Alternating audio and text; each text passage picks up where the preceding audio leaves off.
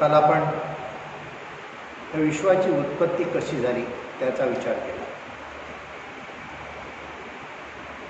उत्पत्ती, स्थिती आणि लय या तीन क्रियेमधून या विश्वाला जायला लागते. जे उत्पन्न झालं आहे ते व्यवहारते, स्थिती व्यवहारते आणि मग लय पावते.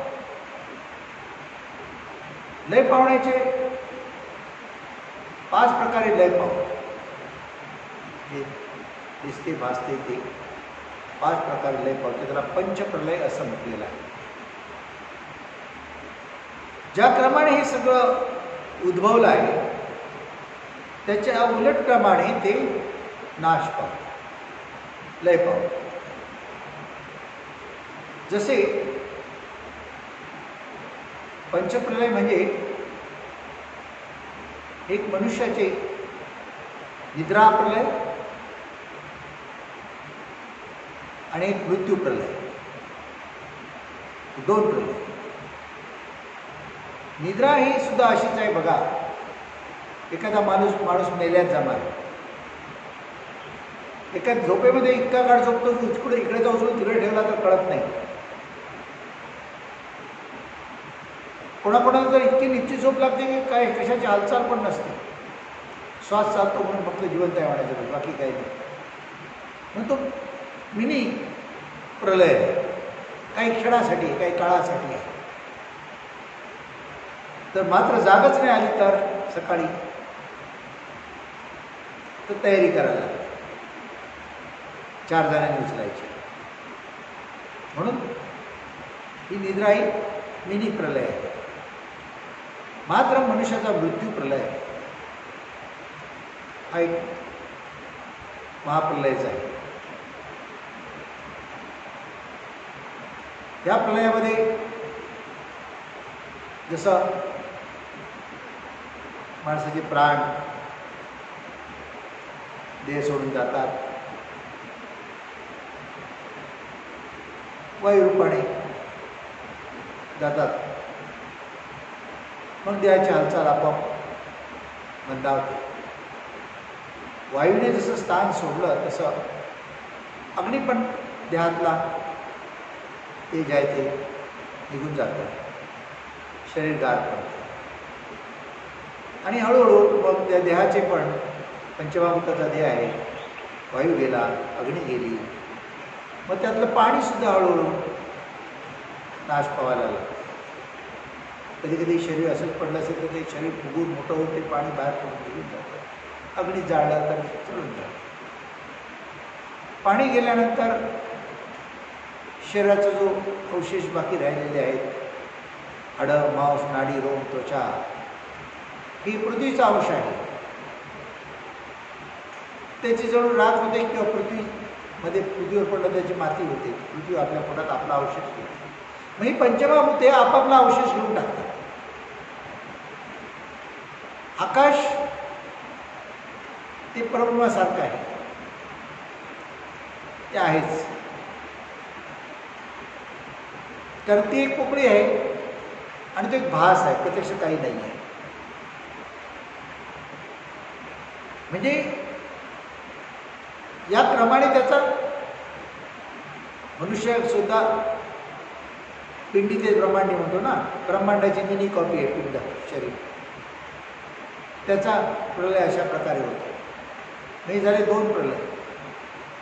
तिसरा प्रलय जो आहे, ती जी जगामध्ये एक पॉवर आहे, शक्ती आहे, त्याला ती काही काळासाठी एकदम स्तब्ध होते. कधी कधी अचानक विश्वाचा कारभार सगळा थंडावल्यासारखं अचानक झटकन असं होतं. त्याला ब्रह्मदेवाचा निद्रा प्रलय म्हणतात. म्हणजे त्याच्यातली जी पॉवर आहे ती थोडीशी काही क्षणासाठी मंद होते, स्टॉप, थांब. मग तो ब्रह्मदेवाचा निद्रा प्रलय संपतो. पण जेव्हा सर्वच विश्व नाश पावतो त्याला ब्रह्मप्रलय असं म्हणतो. तो महाप्रलय हा 4था प्रलय. ह्या प्रलयामध्ये विशेष म्हणजे मी मगाशी म्हणालो, ज्याप्रमाणे विश्व निर्माण झालेलं आहे पंचमामध्ये म्हणजे मूळ पहिलं परब्रह्म, प्रभावातून मूळ माया, म्हणून येथून गुण मायेतून आकाश, वायू, अग्नी, पाणी आणि पृथ्वी. आता त्याच्या उलटप्रमाणे ते ब्रह्मप्रलयामध्ये नाश पावतो. त्याच्यासाठी काय होतं की 100 वर्ष पाऊसच पडत नाही, वृष्टी होत म्हणजे पाऊस पडतच नाही. आणि वृष्टी होतच नाही. त्यामुळे काय होतं, सूर्य 12 पटीने तापतो आणि सगळ्याची जळून राख. पाणी आटतं, वायू जोरात व्हायला लागतो, कारण कसं आहे, उष्णता मिळाली त्याला, तापल्यामुळे उष्णता मिळाली, त्यामुळे तो आणखी त्याचा वेग वाढतो आणि सगळे भूमी जळून राख होते. त्या राखेचे मोठे लोट निघतात. सूर्य तापला, 100 वर्ष पाऊस नाही पडल्यावर एवढी हीट उष्णता तयार होते की पृथ्वी जळून त्या अग्नीमध्ये लागते आणि वर लोटच्या लोट निर्माण होतात आणि मग ते अग्नीमध्ये तो वायूमध्ये अग्नीत होतात आणि म्हणजे पृथ्वी पाण्यात गेली, पाणी अग्नीत गेला, अग्नी वायू गेली, वायू आकाशामध्ये. म्हणजे या क्रमाने या विश्वाचा नाश होतो. त्याचबरोबर रामदास म्हणतायत, बाहेर एवढा अग्नी तापलेला आहे, पाताळामध्ये शेष विष ओकतो आहे. त्याचं विष म्हणजे फार मोठा अग्नी असतो, खूप तेज अग्नी असतो. ते वल्क्यानो म्हणतात ना, त्याला मराठीत काय म्हणतात ना, ज्वाला. त्याला शेष विष ओकतो असं म्हटलंय. सगळे कल्पना केलेल्या आहेत. खरं ज्वालामुखी आतून पण तापते, पृथ्वीच्या गर्भाशयामध्ये पण ज्वाला म्हणतात. वल्क्यानो त्यामुळे त्याला ज्वाला. अशा प्रकारे सगळ्याची राख होते. मग लोट वायूमध्ये जातं, पाणीमध्ये मिक्स होतं, सगळं. परत जसं होतं तसं ते नाहीसं होऊन जातं. ह्याला या विश्वाचा नाश म्हणतात. पण 5वा प्रलय हा विशेष प्रलय आहे. हा प्रलय एवढ्यासाठी, जो हे विश्व आपण खरं मानतो आणि देव म्हणजे मी मानतो, हे सर्व जाते, मात्र शिल्लक राहते त्या आपल्या आत बसलेले चैतन्य, आत्मा. तो मरत नाही, तो पाण्याने भिजत नाही, पावसाने भिजत नाही, वाऱ्याने वाहायला जात नाही, अग्नीने तो जळत नाही. कारण सर्व काही त्याच्यामुळेच आहे ते, आणि सर्वात तो आहे. त्यामुळे त्याला येणे जाणे नाही, तो असतोच असतो. मी देह नाही, आत्मा आहे असा ज्याचा भाव झाला, त्याला हे चारही प्रलय काही करत नाही. त्याच्या जीवनात विशेष प्रलय म्हणजे तो आहे तसाच राहतो. हे आत्मा आहे म्हणून अमर होऊन राहतो. तो मी देह नाही ही भावनेचा नाश करणे आणि मी आत्मा ही भावना मोठी करून कायमस्वरूपी धरून राहणे, तो विशेष प्रलय आहे. असे पंचप्रलय आहेत. या विश्वाची उत्पत्ती झाल्याचा नाश पण असाच होतो. अनेक वेळा विश्व निर्माण झाले आणि अनेक वेळा त्याचा नाश असा झालेला आहे. अनेक वेळा असं घडतं. आणि पुन्हा काय होतं, परत विश्व निर्माण होताना पण त्याचप्रमाणे सगळं सुरू होतं. खूप पाऊस होतो, सगळीकडे पाणी होतं, पण त्याच्यातून मग आटून पृथ्वीचा काही भाग उडतो आणि पाण्यामधून पण जीव शेवटी परत वापस निर्माण होतो. अशा प्रकारे ते सुरू होतं. विश्वाची निर्मिती त्याप्रकारे सुरू होते आणि या प्रकारे नाश पावतो. म्हणून जे दिसते आहे, वाचते ते काही खरं नाही आहे, नित्य आहे. फक्त सत्य आहे एकच, आपले स्वरूप जे सर्वांना व्यापक आहे, सर्वाच्या आधी आहे आणि अंती आहे. विश्व निर्माण व्हायच्या आधी केव्हा होते आहेच, आणि विश्व प्रलय झाल्यानंतर सुद्धा ते आहे तसेच आहे, तिथेच सर्व चराचर करून सगळीकडे आहे. चर अचर सगळे नाश पावतात, दृश्य सगळे नाश पावतात, आकार सगळे नाश पावतात, पण स्वरूप आहे तसं शिल्लक आहे. कारण ते निर्गुण आहे, निराकार आहे.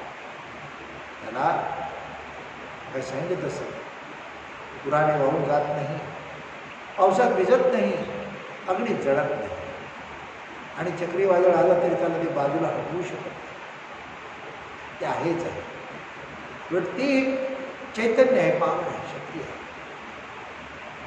ज्ञानस्वरूप आहे. ज्याने ओळखलं तो मुक्त झाला. आणि ती पावरच पुन्हा ज्या अहम या जाणी येतो म्हणून येतो परत विश्व निर्माण करतो. हे ज्ञान जरूर असावं. म्हणजे काय होतं, हे ज्ञान कशाला पाहिजे, तर या मायेतून मुक्तता होते. हे काही खरं नाही आहे, माझ्या ध्यासहित काही खरं नाही आहे, सगळं नित्य आहे, सगळं जाणारं आहे. मग याच्यावर उगाच जास्त माया प्रेम करण्यामध्ये अर्थ नाही, त्याचे जास्त स्वार्थ लोक मोह करण्यामध्ये काही अर्थ नाही आहे. ती उद्भवला आहे, काही काळ राहणार आहे आणि जाणार आहे. आपल्यासमोरचं सर्व काही, आपल्याला अतिप्रिय असणाऱ्या सर्व काही गोष्टी, हे जे जाणून आहे त्याला त्या गेल्यानंतर दुःख होत नाही, आणि तो त्याच्यातून बरोबर सावरतो. तो सदा सावध राहतो, दक्ष राहतो. मग त्याला चिंता नाही, भय नाही. होणार ते होणार आहे, जाणार ते जाणार आहे, येणार ते येणार आहे. मी माझ्या स्वरूप स्थितीने आहेच आहे, मी दृष्ट आहे, मी साक्षी आहे, असा भाव निश्चित झाला तर आनंद होत आहे. मग कशाची चिंता राहत नाही, आणि मग दुःखही राहत नाही. भय नाही, चिंता नाही, दुःख नाही, तर शांती आहे, समाधान आहे, आनंद आहे. आणि आपल्या स्वरूपस्थितीच्या जाणीवेमध्ये आहे, हेच मोक्षमुक्ती आहे. देह पडे नका, कुठेही पडे नका. लोकांच्या कल्पना आहेत, हा देह काशीला पडला तर फार बळ आहे असं म्हणतात. तिथे काय होणार आहे, जे इकडे कोपरे पडला तरी तेच तिथे होणार आहे. त्याने काय होणार आहे, कल्पना. लोकांना वाटतं का तीर्थाच्या ठिकाणी देह पडला तर फार चांगला आहे. तुझा देह पडून काही नाही झालं. तीर्थाच्या ठिकाणी गेल्यानंतर हा परमात्मा माझ्यातच आहे असा भाव तुझ्याकडे असेल तर ते तुझे तिथे देह पडलेला बरोबर आहे. म्हणजे ज्ञानस्वरूप जाणीवेने तू आहेस, आणि त्या स्थितीमध्ये तुझा देह पडला तर आनंद आहे.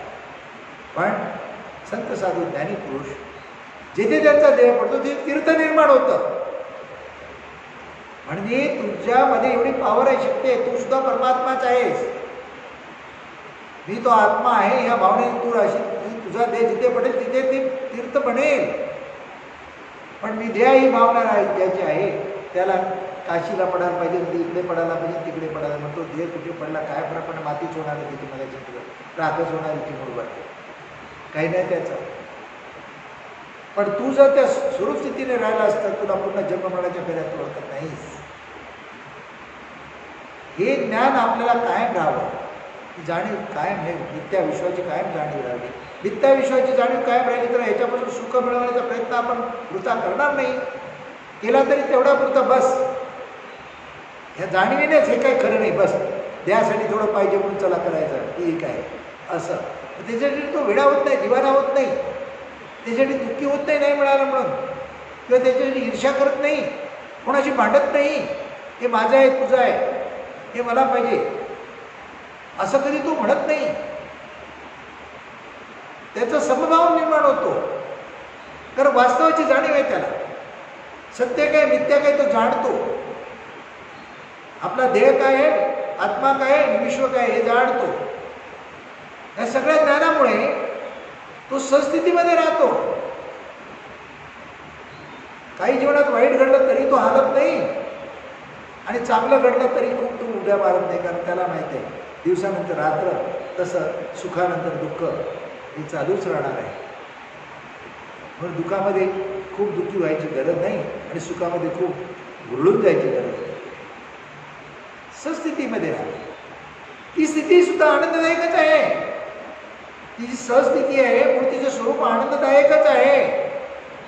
खरं तिथे चिंता नाही, भय नाही, मग काय असणार, आनंदच असणार, शांती असणार, समाधान असणार.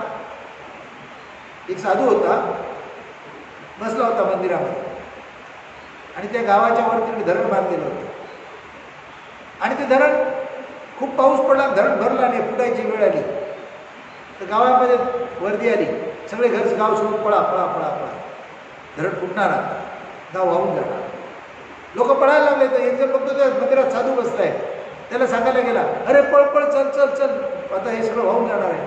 जाऊ दे ना, माझं काय जाते मला, हे तर कधीतरी जाणार जाईल, हे मंदिर पण कधीतरी जाणार आहे जाईल, परत बनेल, काय फरक पडतो, मला काही पळायची गरज नाही आहे.